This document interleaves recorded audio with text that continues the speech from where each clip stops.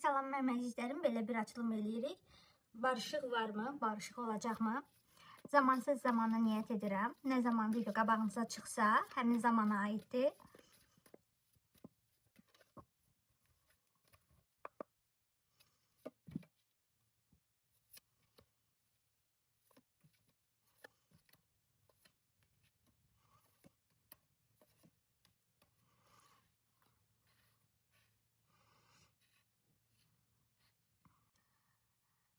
Deməli mənim əzizlərim, bu insan daxilində yenidən başlamaq istəyir, amma hələ də tərəddüd edir. Keçmişi buraxıb-buraxmamaq arasında qalıb.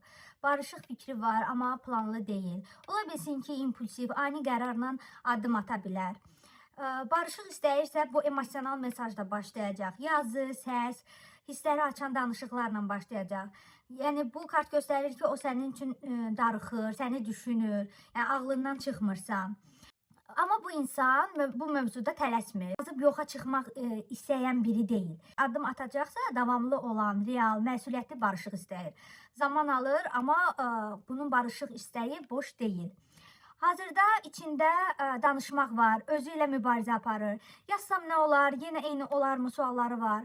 Yəni, əslində sizə qarşı laqeyd deyil. Bu sükutu özü üçün götür-qoy eləmək üçündür. Bu insan hələ də yaşananları ürəyində daşıyır.